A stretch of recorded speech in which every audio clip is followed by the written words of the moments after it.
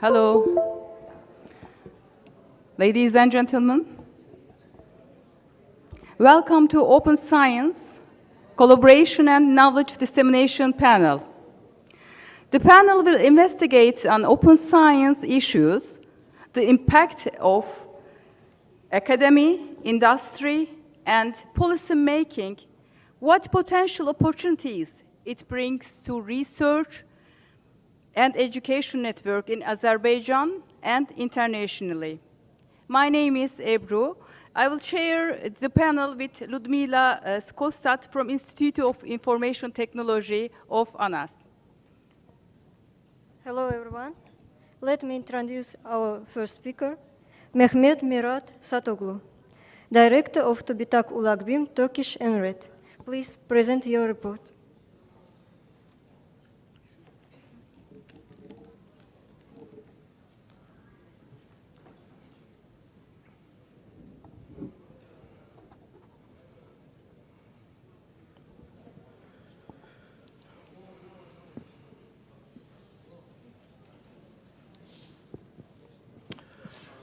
Hello everybody, merhaba. It's a pleasure to be here with you, and even though it's my first time here in Baku, we've always met with our colleagues in meetings, and I just told our host Rasim Bey that I'm embarrassed that I haven't been able to visit before. It's a pleasure to be here with you. I'll be talking to you about our open science adoption process and the challenges, the concerns, the suspicions that we had in Turkey.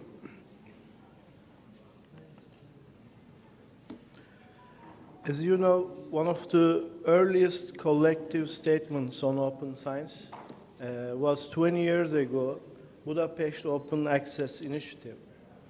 And along with Budapest Open Access Initiative, we always had open access and open science on our roadmap. We had regional events, we had events at our universities, but we never had a national event until 10 years later. And we also had open source projects started around about 20 years ago as an adoption process. And in 2013, we actually started our first open access infrastructure called Journal Park to actually host national academic journals and do actually editorial process management on the platform. With 2014, we became a member of Scope 3. Scope 3 is coordinated by CERN. It's called Sponsoring Consortium of Open Access Publishing in Particle Physics. And now we are actually continuing our membership with Scope 3, and we are also a member of Scope 3 for Books initiative. Over 27, maybe nearly 30 books right now on high energy physics is open access as part of Scope 3 initiative. And over 90% of publications in higher energy physics is also open access. And it's one of the role models in open access transition, actually, for us.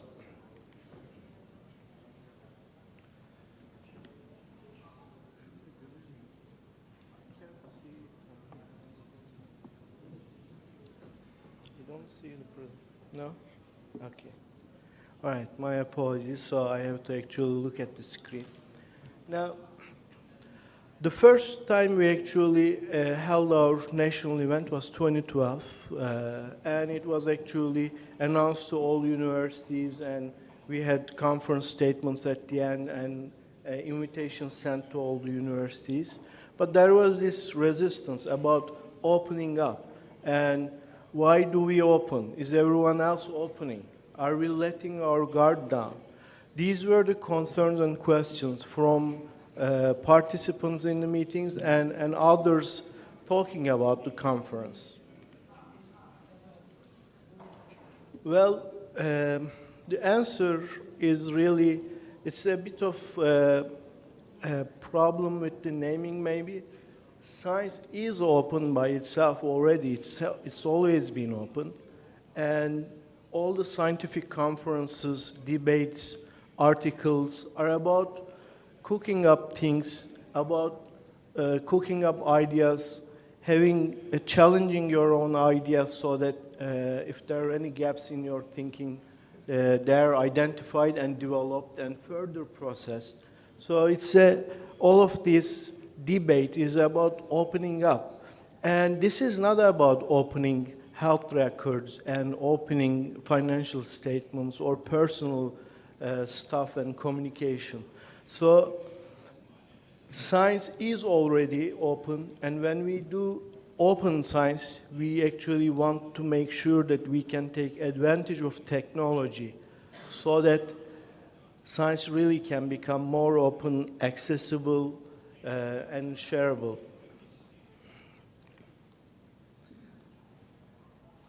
And this is something that is happening everywhere. It's not something that's being imposed on us. This was something that we had to discuss a long time. It is implied that there are documents that are being opened up. It's not. We are talking about publications that are already open to all the subscribers. And we are talking about open data so that we can increase collaboration, we can increase efficiency, we can increase participation, and we can enable citizen science actually. So here is a good example.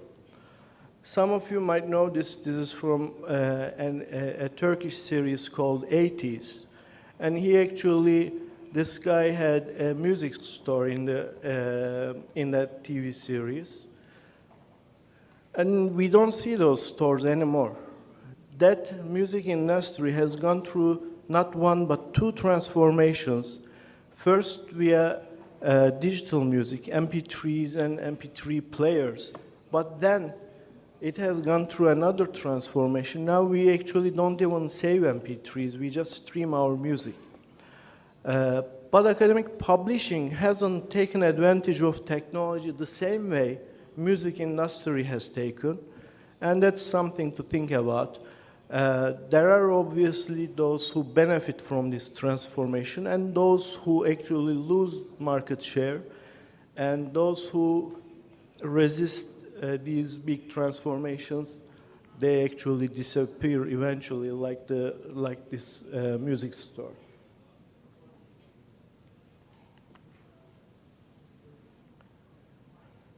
So the other question, okay, we open, but then who is paying the costs of opening up? This is something that is that doesn't have an easy answer actually. And all of us are going through the same discussions. How much to pay, who to pay. And it's important to note in here that with new cost models, there is new cost sharing actually. And those countries who publish more scientific publications, they are slower on open access uptake. Because their cost structure increases, they have to more for the whole world to be able to access scientific publications. And it's not easy to immediately double your budget. You have to plan accordingly, you have to plan where the extra budget will come from. No matter which country you are, it's always a transformation that you have to think about, you have to plan for.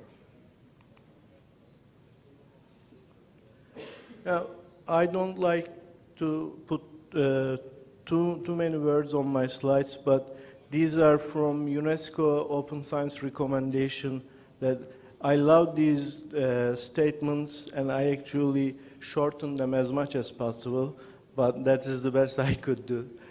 Really, what is open science? That these definitions encompass a really good, to set a new paradigm that integrates into the scientific enterprise practices for reproducibility, transparency, sharing and collaboration, resulting from the increased opening of scientific contents, tools, and processes. So we want to enable others to repeat what we have done, to reproduce, to add on to it, and we want to use the tools to actually do that. And what open science aims is to make scientific knowledge openly available, accessible, and reusable for everyone, to increase scientific collaboration and sharing of information for the benefit of science and society, and to open the processes of scientific knowledge, creation, evaluation, and communication to societal actors beyond the traditional scientific community. So, after seeing this, why don't we all embrace open science? That becomes the question, actually, and you don't have to discuss more about why we embrace open science. Now, then it becomes the other question is, what do we open, how much do we open, especially about open data? And our guideline is just our common sense in here. The principle European Open Science Cloud embraces is as open as possible, as closed as necessary. And that's a wonderful statement. But for each specific data we have to look into it. And we need data officers, we need data stewards to make sure that it's as open as necessary, as possible, as closed as necessary. It's not, we don't have an easy recipe for all the data we hold. But it's easy to actually have consumer complaints open. Weather data, we always use it anyway. And census data and data like that, it's already open, we are already using it. And I actually have to tell you a story about meteorological data in Turkey. I met two researchers. One of them used data for research, I have to say. One of them used it from Germany, and the other one used it from UK, so they could complete their research, but they couldn't get the data from Turkey. Now, if you make that data available, you'll have more researchers working and producing much more scientific results, and you'll benefit as a society from that research. And as I mentioned, personal records, health records, financial statements, personal communication, a lot of personal stuff are closed. And we have to use our common sense for the gray area in between. Now, how did we answer? And I put these back to back, but this is over 10 years' time. It's not a one-day statement that we discussed and put these 7 statements together. But we started providing e-infrastructure, such as Journal Park and open access infrastructure. We have a research data management portal. We have training portals, and we have data management plan portals. So we put in the infrastructure so that researchers, when they see the requirements, they know where to go, they know what to use. We developed and actually adopted our open science policy. Now, at that time, we have discussed, out of the existing business models, we opted for green road open access instead of gold open access, because with gold open access, there are situations where there's a conflict between the author and the journal. And the journal bottom line is completely dependent on the number of publications, articles they accept. So we decided, okay, until the business evolves and there are new models out there, we will go for green road for now. Our policy statement We have to revise it, and I hope we'll do it this year. But we actually, for raising awareness, put open data encouragement, but we haven't made it mandatory. Now, TÜBİTAK is issuing, for the last 1.5 years, issuing funding calls with mandatory open data requirements, so that researchers, if they use those funds, they have to share data, even if it's after some embargo period. So we'll actually revise the policy. The policy is a way to bring together all the actors and discuss these questions and what are the positions we'll take as a research funding body.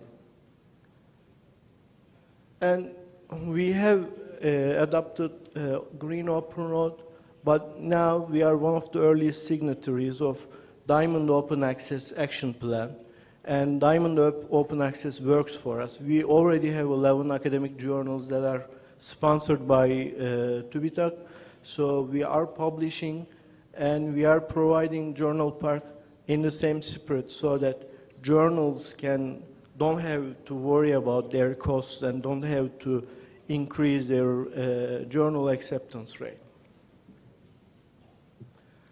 Now, it's a brief history of what we have in terms of infrastructure over the last 10 years. As I mentioned, we actually have the Dergi Park and Journal Park in English. We have a harvester that is very similar to OpenAir. It's the same software actually, and it's harvesting nearly 200 universities in Turkey, and with more than 2 million articles harvested in the same platform. We actually established an advisory committee from academics and librarians and champions of open science in Turkey, and we took action in consultancy with the advisory committee, and we actually created the open science policy along with them.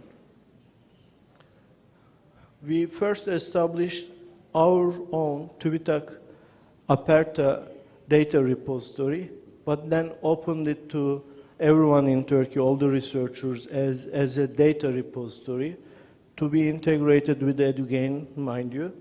And that became an open repository for all the researchers, and that is the repository that you have to deposit if you actually have a funding with mandatory open data requirements. We are a member of European Open Science Cloud. We also have a lot of research data management training materials, including open courseware material. And we have an open science portal that will be formally opening to public next month. I've started with Budapest Open Access Initiative. It's the 20th year anniversary, so I'll end up with their recommendations for the next 10 years. Host open access research on open infrastructure as much as possible, so that we don't have our research behind walled gardens. Reform policy, research assessment, and incentives to actually incentivize opening up. Favor green and diamond open access versus APCs. APCs are costly,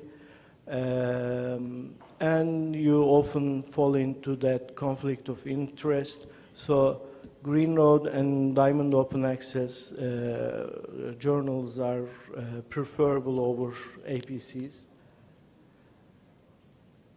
And always favor society journals over commercial publishers. This is a recommendation, but with journals that span over 100 years reputation, it's not an easy thing to do. So, but where you have a choice, it's much more cost efficient.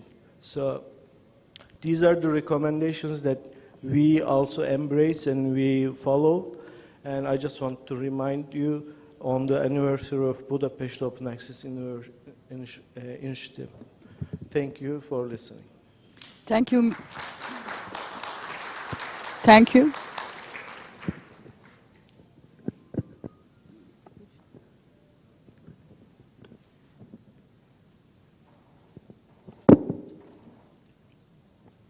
Hello. Thank you, Mr. Satoğlu. It was very inspiring presentation. Would you like to take questions after or now? Any question, please? So I would like to ask the first question. Before I come here, I prepare a question, and I would like to ask, what do you believe that the open science look like in 5 years' time, but you tell what it will bring in 10 years' time. So I would like to ask, what do you think really need to change to handle open science? Thank you. Big publishers are adapting. So I remember 4 or 5 years ago, their transformative agreements were only for their special customers because everything was manual. They couldn't actually, the billing systems and the accounting systems were not up to date. Were not able to handle open access vouchers and each customer. Now they are automated. They are actually becoming more widely available. There is a transformation that's happening. It's not just it's everything that is behind the scenes also has to adapt.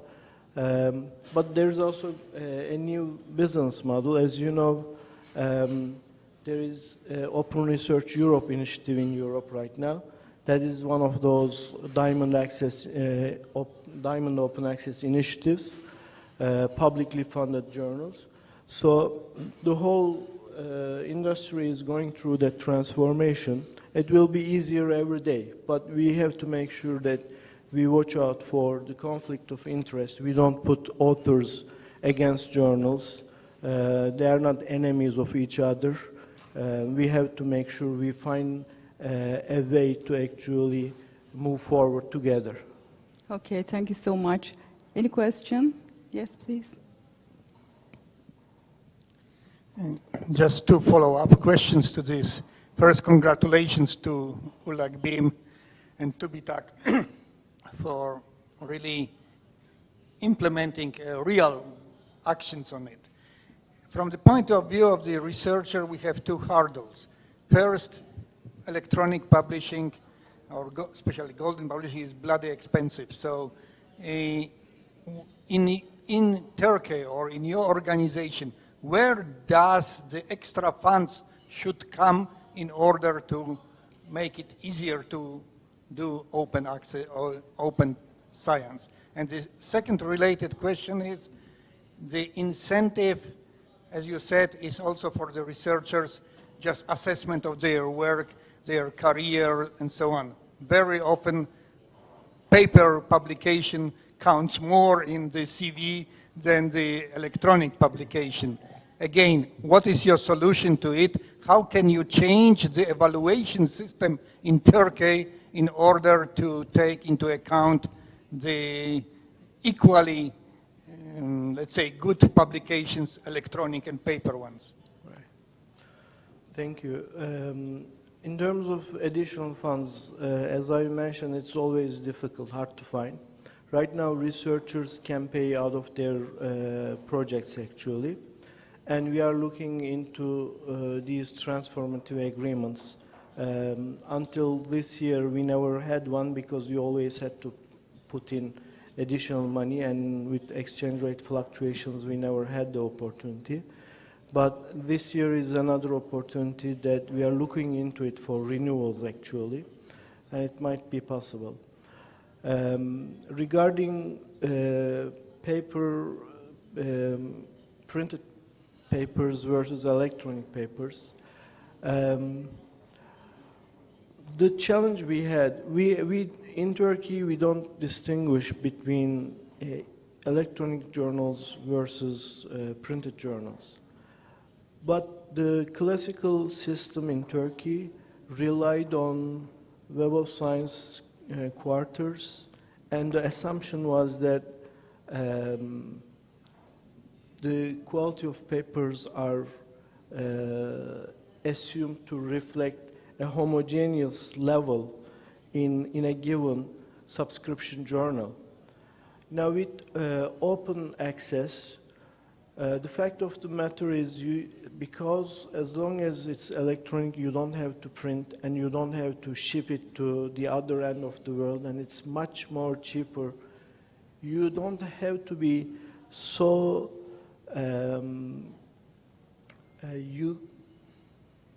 let's say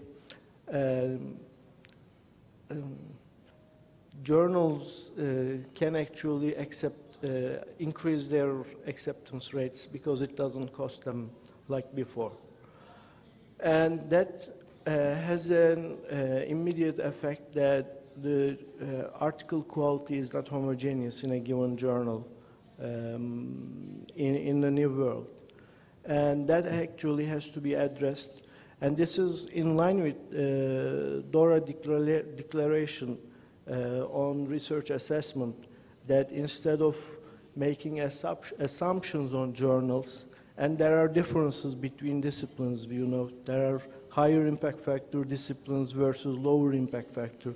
Long tail of science never get to enjoy high impact factor, but who is to say their research is less valuable? So the DORA Declaration of San Francisco asks research agencies and policy bodies and university administrations to actually look into each individual's contributions instead of making general assumptions. And I believe this is very suitable with open access environment, rather than making assumptions based on journal name, journal title, journal publisher. We look into the material inside and we do assessment. But that requires a lot of hard work. It's not easy to change the system, and we are struggling with the same things.